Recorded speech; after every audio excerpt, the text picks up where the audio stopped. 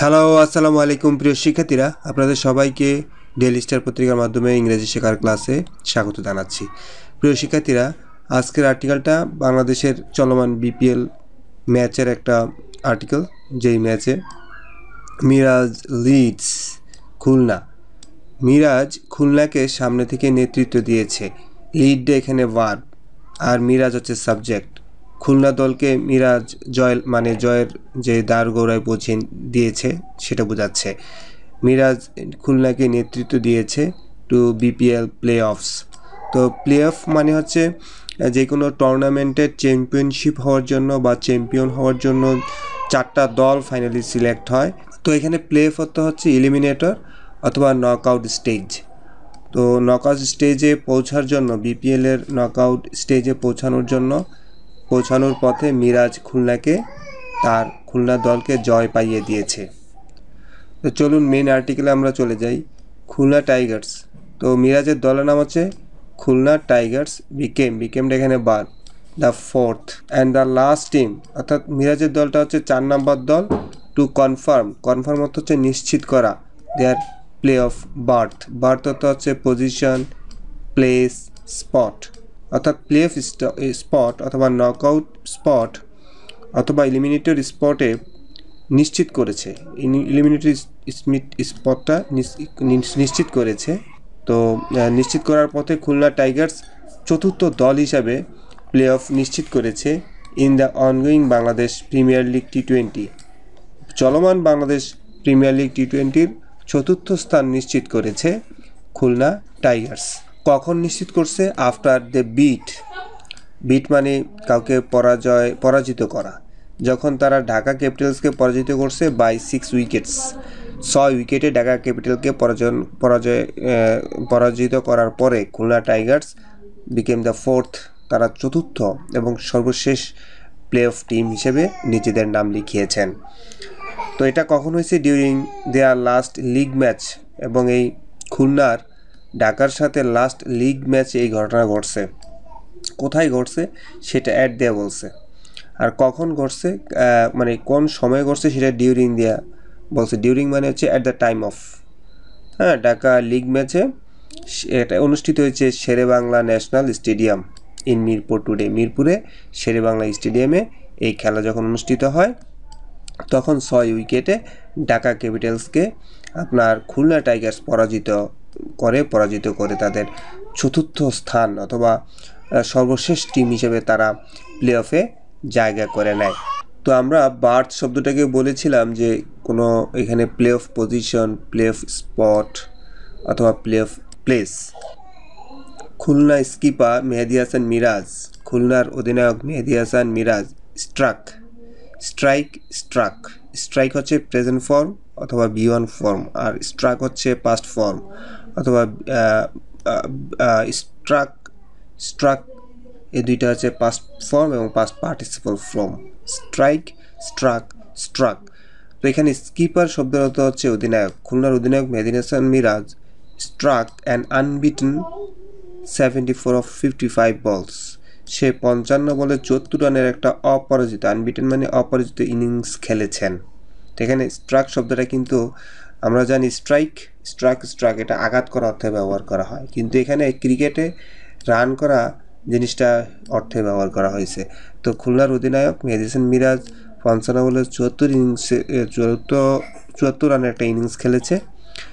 Two make a light work, এবং যে light work in the 124 run chase, 124 রানের মামুলি টার্গেটে জয়লাভ করতে সে লাইট ওয়ার্ক করার অর্থ হচ্ছে এটা খুব একটা চ্যালেঞ্জিং স্কোর না। এখানে বলছে সহজে জয়লাভ করার পথে সে 55 বলে 74 রানের একটা ইনিংস খেলেছে। As his partnership of 67 runs, এবং সে এই রান করার জন্য 67 রানের একটা পার্টনারশিপ করছে ফর দ্য থার্ড উইকেট, তৃতীয় উইকেটে উইথ অ্যালেক্স রসের সাথে। এবং এই পার্টনারশিপ এই খুলনা টাইগার্সকে কোথায় রাখছে? ইন এ স্ট্রং পজিশন, একটা শক্তিশালী অবস্থানে রাখছে। আফটার লুজিং 2 আর্লি উইকেটস, তারা এই 124 রানের মামুলি টার্গেট অর্জন করতে প্রথমে 2টা আর্লি উইকেট হারায়। পরবর্তীতে অ্যালেক্স রস বিদেশি প্লেয়ার অ্যালেক্স রসের সাথে সে একটা পার্টনারশিপ করে 67 রানের। সে পার্টনারশিপে এখানে অ্যাজ একটা নতুন ক্লজ শুরু করছে, এটা একটা সাবঅর্ডিনেট কনজাংশন। অ্যাজ এর আগে এটুকু হচ্ছে একটা ক্লজ, মেইন ক্লজ, যেখানে বলছে মেহেদী হাসান মিরাজ 70 রানের একটা ইনিংস খেলছে সহজ 124 রানের রান তাড়া করতে গিয়ে। তার এই তাড়া করা রানে তার একটা পার্টনারশিপ হয়েছে তৃতীয় উইকেটে। এই পার্টনারশিপটা হচ্ছে সাবজেক্ট। এই পার্টনারশিপের ভার্ব হচ্ছে পুট, যে পার্টনারশিপ খুলনাকে এনে দিয়েছে একটা স্ট্রং পজিশন। রস ফেল, ফলের পাস্ট ফর্ম এবং পাস্ট পার্টিসিপল ফর্ম হচ্ছে ফেল, ফল, ফেল, ফলেন। রস ফেল টু রহমত আলী, মানে এখানে এটার অর্থ হচ্ছে রসের উইকেটটা রহমত আলী নিছে। আমরা যদি বলি টেন্ডুলকারের উইকেটটা শোয়েব আখতার নিয়েছে, টেন্ডুলকার ফেল টু শোয়েব আখতার, টেন্ডুলকারকে আউট করছে শোয়েব আখতার। তো রসের উইকেটটা রহমত আলী নিছে in the penultimate delivery. Penultimate মানে হচ্ছে শেষ ডেলিভারি। পিনাল্টিমেট শব্দের অর্থটা আমরা দেখব last, but one in a series of things, second last অর্থে ব্যবহার করা হয়। তো বলতেছে penultimate delivery of the 10th over, অর্থাৎ 10তম ওভারের যেই পিনাল্টিমেট ডেলিভারি আছে সেই ডেলিভারিতে এই রস আউট হয় রহমত আলীর বলে। বাট কিন্তু রস আউট হলে কি হবে, মেহেদি হচ্ছে এই বাট নতুন ক্রস শুরু করছে, এটা একটা কোঅর্ডিনেট কনজাংশন। আমরা অ্যাজ দেখছি এটা হচ্ছে সাবঅর্ডিনেট কনজাংশন, আর বাট দেখলাম এটা হচ্ছে কোঅর্ডিনেট কনজাংশন। অ্যাজের কাজ হচ্ছে সাবঅর্ডিনেট কনজাংশন শুরু করা, বাটের কাজ হচ্ছে কোঅর্ডিনেট ক্লজ শুরু করা। আমি বলতে চাইছি আসলে অ্যাজ হচ্ছে সাবঅর্ডিনেট ক্লজ শুরু করে, আর বাট হচ্ছে কোঅর্ডিনেট ক্লজ শুরু করে। এখানে বলছে তো সাবঅর্ডিনেট ক্লজ শুরু করলে যেভাবে সাবজেক্ট পাবো আমরা ভার্ব পাবো, একইভাবে কোঅর্ডিনেট ক্লজ হইলেও কিন্তু আমরা সাবজেক্ট পাবো, ভার্ব পাবো, অর্থাৎ ক্লজ মানে হচ্ছে সাবজেক্ট ভার্ব।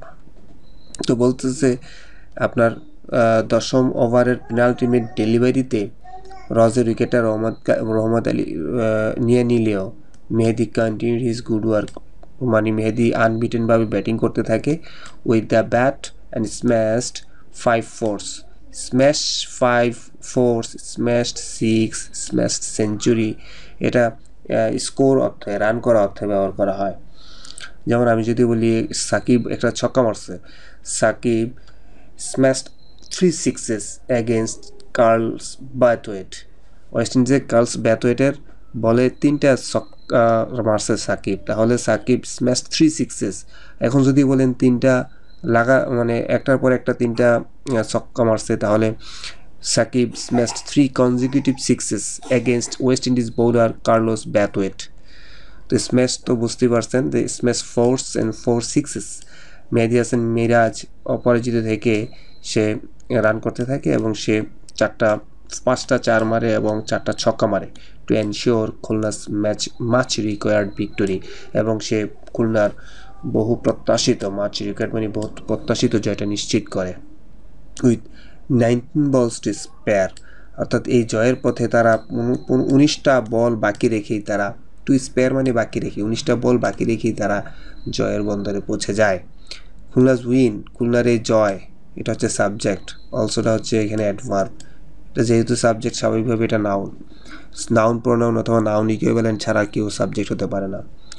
খুলনার জয় এন্ডেড দুর্বার রাজশাহীর প্লে অফ হোপস, অর্থাৎ এই দুর্বার রাজশাহীর ইলিমিনেটর বলেন অথবা প্লে অফ বলেন অথবা লাস্ট 4 যে 4টা দল, সেই 4টা দল নকআউট স্টেজ বলে যেটাকে, সেই চ্যাম্পিয়ন হওয়ার জন্য সেই প্লে অফের যে আশা ছিল দুর্বার রাজশাহীর, সেই আশা খুলনার জয় সেটা শেষ করে দিয়েছে। কেন শেষ করে দিয়েছি সেটা এস দিয়ে বলবে। দে হ্যাড টু ফিনিশ, অর্থাৎ 5th, এই দুরন্ত রাজশাহী দলকে they had to finish 5th, তারা আনফর্চুনেটলি 5ম স্থানেই তাদের এই যাত্রা শেষ করতে হয়েছে, বিপিএল যাত্রা। ইন দ্য পয়েন্ট টেবিলে উইথ সেম 12 points, তাদের 12 পয়েন্ট আছে অ্যাজ খুলনার মতো তাদেরও 12 point, but Khulna progressed to the next phase. কিন্তু নেক্সট ফেজ বলতে এখানে প্লে অফ বলেন, ইলিমিনেটর বলেন অথবা আপনারা যেটা বলেন নকআউট স্টেজ বলেন। খুলনা প্রোগ্রেসড, খুলনা এগিয়ে গেছে অথবা উন্নতি লাভ করেছে, প্রমোটেড হয়েছে নেক্সট স্টেজে। বলছে দুটোটা দলেরই সেম 12 পয়েন্টস আছে, কিন্তু খুলনা নেক্সট স্টেজে আসছে due to having better net run rate. আমরা জানি আইপিএল, বিপিএল অথবা এরকম টুর্নামেন্টে NRR নেট রান রেট খুব গুরুত্বপূর্ণ, অর্থাৎ যদি পয়েন্ট একই রকম হয় তাদের নেট রান রেট হিসেব করে যে তারা উইনিং অথবা ডিফিটিংয়ে কতটা কমফোর্টেবল অবস্থানে ছিল, সেটার কারণে আসলে এই খুলনা শেষ পর্যন্ত একই পয়েন্ট হওয়া সত্ত্বেও দুরন্ত রাজশাহী বাদ পড়ে গেছে, 5th পজিশনে গেছে, কিন্তু খুলনা উঠে গেছে। Khulna will now face, Khulna এখন মোকাবেলা করবে either Rangpur riders or Chittagong kings in the eliminator, অর্থাৎ এই প্লে অফে তারা হয়তো চিটাগংয়ের সাথে অথবা রংপুরের সাথে খেলবে, যে খেলা শিডিউলড অন মানডেতে এই খেলা অনুষ্ঠিত হবে। খুলনাস অপোনেন্টস, খুলনার বিরোধী দল উইল বি ডিসাইডেড, অর্থাৎ এই খুলনার বিরোধী দল কে হবে, রংপুর হবে না চিটাগং হবে। এই প্লে অফের দুইটা দল কিন্তু টপ দুইটা দল হচ্ছে রংপুর, চিটাগং। তো এই টপ দুইটা দলের কার সাথে খুলনার খেলা হবে এটা সিদ্ধান্ত হবে after the last league phase match, অর্থাৎ এই লিগ পর্যায়ের সর্বশেষ ম্যাচে এই দুই দলের মধ্যে যেই দল জয়লাভ করবে সেটার অনুযায়ী আসলে খুলনার নির্ধারিত হবে খুলনা কার সাথে খেলবে। Of the ongoing tournament between table toppers fortune Barisal and Chittagong, অর্থাৎ চিটাগং ফরচুন বরিশালের এরা হচ্ছে টেবিল টপার্স পয়েন্টের দিক দিয়ে। তো তারা লাস্ট আরেকটা ম্যাচ তারা দুই দল খেলবে, এখানে দেখা যাবে কে আসলে টপে থাকে, সেই অনুযায়ী খুলনার সাথে তারা খেলবে। আর্লিয়ার এর আগে তানজিদ হাসান তামিম হচ্ছে ঢাকার আপনার opener batsman, smashed 7 6s।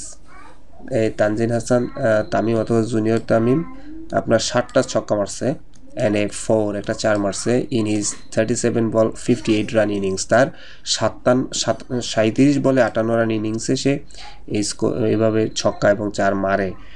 But apart from his innings, কিন্তু তার এই অসাধারণ ইনিংস সত্ত্বেও নান অফ দ্য আদার ঢাকার অন্য কোনো ব্যাটসম্যানই কুড মেক ইম্প্যাক্টফুল পারফরমেন্স, ভালো পারফরমেন্স করতে পারে না। তো এখানে দেখেন নান কিন্তু এখানে subject, none could make impactful batters. যখনই আমরা এরকম সেন্টেন্সের প্রেপোজিশন পাবো তখন মনে রাখতে হবে তার আগের নাউন অথবা প্রোনাউনটা subject. None could make impactful performance, কোনো ব্যাটসম্যানই ভালো মানে প্রভাব ফেলতে পারে নাই, ভালো পারফরমেন্স করতে পারে নাই। That force them to content, এবং এর কারণে তারা বাধ্য হতে হয়েছে সন্তুষ্ট থাকতে, to content with a below par score, below average score. Below par score মানে এই মাঠে 150+ রান হয়, সেখানে তাদের মাত্র 123 রান হয়েছে, এটা হচ্ছে বিলো পার স্কোর। এখানে বলার অর্থ হচ্ছে এর আগে তানজিদ হাসান তামিম 7টা ছক্কা মারছে, 4টা 4 মারছে, 37 বলে 58 করছে, কিন্তু তার এই অসাধারণ খেলা সত্ত্বেও এবং এই ঢাকার আর কোনো ব্যাটসম্যান কোনো ভালো পারফরমেন্স না করার কারণে তারা বাধ্য হয়েই 123 রানের মতো সামান্য মামুলি একটা স্কোরে ইনিংস শেষ করে। ডেসপাইট লুজিং আর্লি উইকেট হারানো সত্ত্বেও, ডেসপাইট অর্থ হচ্ছে সত্ত্বেও, তানজিদস ব্রিস্ক স্টার্ট মানে হচ্ছে কুইক স্টার্ট। তানজিদ প্রথমেই খুব ভালো স্কোরে ব্যাটিং করছিল, তো আমরা ব্রিস্ক শব্দের অর্থটা দেখব quick, rapid, fast, swift, speedy. তো বলছে তানজিদের ভালো স্টার্ট সত্ত্বেও মানে Tanzid brisk start gave Dhaka a decent start, অর্থাৎ তানজিদ ভালো খেলার কারণে ঢাকা প্রথমেই ভালো করছিল। অ্যাজ দে রিচড 58 for 2, তারা 2 উইকেটে 58 রান করে ফেলে অ্যাট দ্য পাওয়ার প্লে মানে 6 ওভারে তারা 58 রান করে ফেলে। হাউএভার যাই হোক, an unlike T20 knock by Shafi এমন একটা ব্যাটিং করছে যেটা T20-র সাথে যায় না, এখানে বলছে unlike. Who made 7 of 20 balls, সে 20 বলে মাত্র 7 রান করছে। Put the pressure back on Dhaka, এবং তার এই স্লো ব্যাটিংয়ের কারণে এত ভালো শুরু সত্ত্বেও চাপ আবার ঢাকার উপর এসে পড়ে। খুলনাস ব্যাটিং অলরাউন্ডার উইলিয়াম বিশিষ্ট, খুলনা দলের ব্যাটিং অলরাউন্ডার উইলিয়াম বিশিষ্ট টুকটা হচ্ছে এখানে ভার্ব, আর বিশিষ্টটা হচ্ছে এখানে সাবজেক্ট বিশিষ্ট two wickets of Shafi and Tanzid, অর্থাৎ তানজিদ আর শাফি যে ব্যাটিং করছিল 58 রানে 2 উইকেটে, সেখানে 2টা উইকেটই নিয়ে নেয় এই অলরাউন্ডার বিশিষ্ট। In the same over to bring their side back, এবং তারা তাদের দলকে, খুলনা দলকে সে খেলায় নিয়ে আসে in the contest. And Khulna didn't need to look back since, এবং তারপরে থেকেই খুলনা আর পেছনে ফিরে তাকাতে হয়নি। তার মানে খুলনা তারপরে থেকেই সবসময় তাদের সময়টা ভালো কাটছে মাঠে। Since then as their bowlers took regular wickets, তাদের বোলাররা নিয়মিত উইকেট নিছে to restrict their opponents as a below par score, এবং তাদের বিরোধী দলকে, তাদের প্রতিদ্বন্দ্বী দল ঢাকাকে তারা একটা সামান্য মামুলি স্কোরে আটকে দেয়। ফর ঢাকার জন্য Sabbir Rahman was the second highest scorer. Sabbir Rahman ছিল তানজিদের পরে দ্বিতীয় ভালো রান করছে যে in the innings with 20 runs, শুধু 20 রান করছে। খুলনার হাসান মাহমুদ অ্যান্ড বিশিষ্ট, খুলনার বোলার হাসান মাহমুদ এবং বিশিষ্ট টুকটা হচ্ছে 2 উইকেটস ইচ, দুইজনে 2টা করে উইকেট পাইছে ইন দ্য ইনিংস এই খেলায়।